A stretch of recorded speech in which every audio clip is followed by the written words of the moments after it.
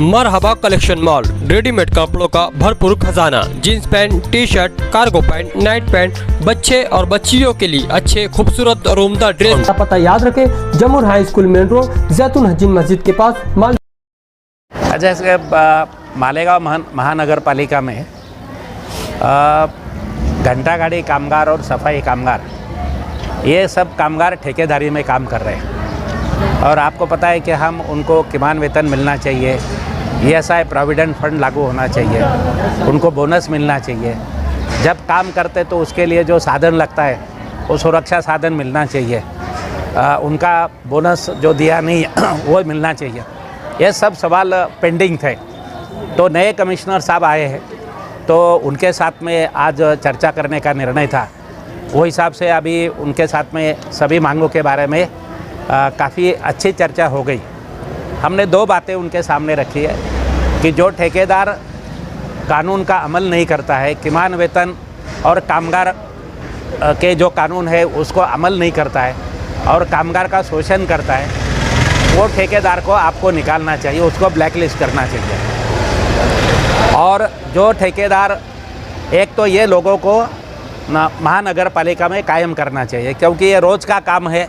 Essential service जिसको बोलते हैं वो इसेंशियल सर्विस है और contract labour regulation and abolition act के तहत भी ये महानगर पालिका में जो कॉन्ट्रैक्ट सिस्टम है गैर कानूनी है।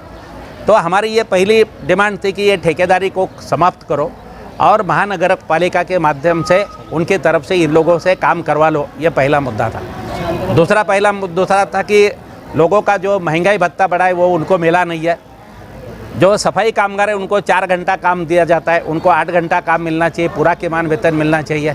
ये हमारी मांग थी, उनके सामने रखी है।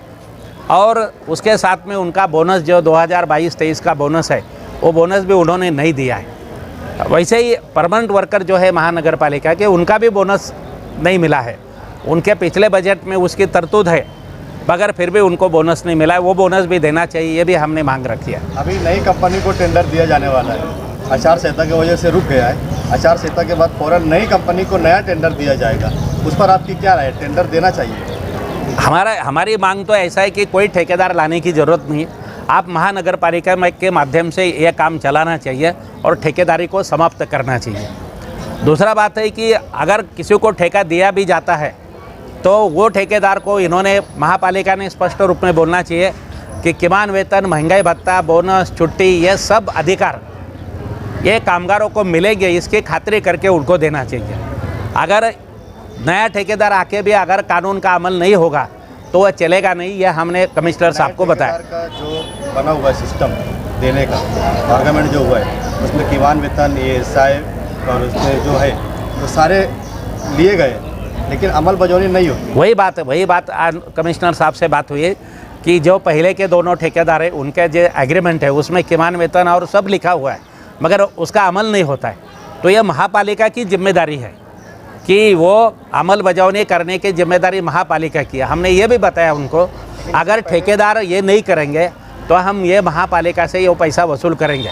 आपको पता होगा कि एक ठेकेदार के विरोध में हमने रिकवरी सर्टिफिकेट के लिए अर्जी दिया है और 7 करोड़ रुपए की रिकवरी का हम मांग किया है। दूसरा, एक ठेकेदार के विरोध में हमने प्रोविडेंट फंड में कंप्लेंट किया है, 1.25 करोड़ रुपए का वहाँ पे उनके ऊपर पैसा ठेकेदार के ऊपर निकलता है। तो हमने ये बोला कि अगर ये कानून का अमल नहीं करेंगे तो ये सब करोड़ों रुपया ये महापालिका को देने पड़ेंगे, ऐसी परिस्थिति पैदा हो सकती है। इसके लिए हमने बोला है कि अगर कोई ठेकेदार आता है तो उसको ये सब चीज़ें आपके सामने उसको करना पड़ेगा और आपके अधिकारी ने उसके ऊपर निगरानी करना चाहिए कि किमान वेतन दिया, बोनस नहीं दिया, जो भी है वो उन्होंने देखना चाहिए। यह अधिकारी की जिम्मेदारी है। नगर पालिका तो ये बोल के छुटकारा ले लेती है कि हमने टेंडर दे दिया है, अब कंपनी जाने और तुम जाने, नगर पालिका का कोई संबंध नहीं। नगर पालिका ऐसा बोलती है गलत है, कानून से गलत है वो। अभी मैं आपको बता रहा हूँ कि जो 7-8 करोड़ रुपए की रिकवरी ठेकेदार के विरोध में हमने निकाला है, अगर ठेकेदार ने वो पैसा नहीं दिया तो ये पूरा पैसा महानगर पालिका को देना पड़ेगा, ऐसी परिस्थिति है। और ये हमने आज कमिश्नर साहब को बताया है कि इसको आप सीरियसली ले लो। जो ठेकेदार आएगा उसको ये पूरा अमल करना पड़ेगा, नहीं तो महानगर पालिका को ये बोझ पड़ेगा और इसके लिए वो आपको वो सतर्कता से देखना पड़ेगा। यह हमने उनको बोल दिया। और मेरा आने का मकसद यही है कि ठेकेदार आएगा, नया भी ठेकेदार आएगा तो यही कामगारों को काम मिलना चाहिए और पूरे कानून की अमल बजावनी होनी चाहिए। इसके लिए मैं आया हूँ और आज उनसे चर्चा किया है। एक आखिरी सवाल, इसके पहले आपने आंदोलन किया था, इसके पहले आंदोलन से पहले कामगार 6 घंटा काम करते थे, 8 घंटा आंदोलन के बाद 4 घंटा काम हो गया। इसमें कामगारों का तो फ़ायदा हो गया कि उनकी ड्यूटी कम हो गई, पगार बढ़ गया, लेकिन मालेगांव शहर का नुकसान हुआ कि ड्यूटी कम होने से जो कचरा 12 बजे तक उठता था वो 10 बजे के बाद कचरा नहीं उठता, शहर में पूरे शहर में गंदगी फैली रहती है। तो आपको ये करना चाहिए था कि उनकी 6 घंटे की ड्यूटी 8 घंटे करवा कर उनका पीएफ और एसआई लागू करवाना था। आपने 4 घंटे पर ला के शहर का नुकसान कर नहीं। देखो, आपको पता होगा कि हमारी मांग है 8 घंटे का ड्यूटी। आज भी उसके ऊपर काफ़ी चर्चा होगी। हमने महापालिका के आयुक्त साहब को ये बताया है कि आप 4 घंटा ड्यूटी कर रहे हो और पूरा मालेगांव शहर साफ सफाई की अपेक्षा कर रहे हो, ये गलत है, ये हो नहीं सकता है। आपको इनको 8 घंटे का ही काम देना चाहिए। यह हमने आज भी बोला, इसके पहले भी बोला था। दूसरी बात है कि मालेगांव शहर बड़ा शहर है, लोक संख्या ज़्यादा है और गरीब लोगों की संख्या ज़्यादा है, झोपड़पट्टियों की संख्या ज़्यादा है, तो यहाँ कामगारों की संख्या ज़्यादा होनी चाहिए।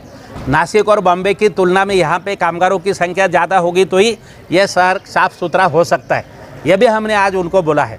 तो हमारी मांग तो 8 घंटे की है। यह 4 घंटे में जो मिलता है 8-9 हज़ार रुपये, उसमें घर नहीं चलता है। ये भी हमने आज कमिश्नर साहब को बोला है और हमने बोला है कि इनको परमानेंट करो, 8 घंटा काम दे दो और 8 घंटे का पगार दे दो। यह हमने मांग किया।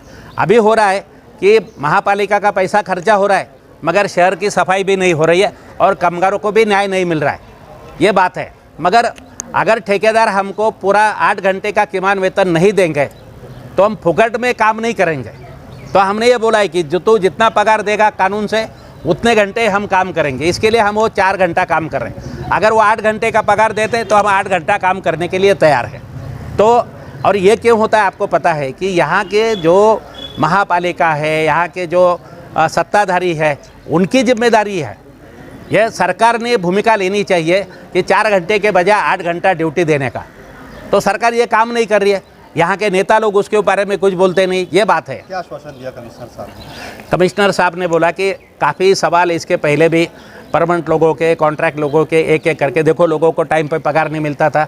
वाटर ग्रेस के लोगों का 3 महीने का पगार थकित था। तो उन्होंने किया कि 3 महीने में उन्होंने कुछ वर्कर के कुछ सवाल हल किए हैं। अभी उन्होंने ये बोला है कि आज की मीटिंग में जो भी बात हुआ है एक फेज़ वाइज तरीके से मैं इसमें ध्यान दे दूंगा। जो भी लोगों की डिमांड्स है एक एक करके मैं उनको एक डिमांड को मैं पूरी करूंगा, ऐसा आश्वासन दिया है। उन्होंने ये भी आश्वासन दिया है कि ठेकेदार बदला तो भी यही कामगार रहेंगे, इसके लिए महापालिका भूमिका लेगी। ये भी बात हुआ है।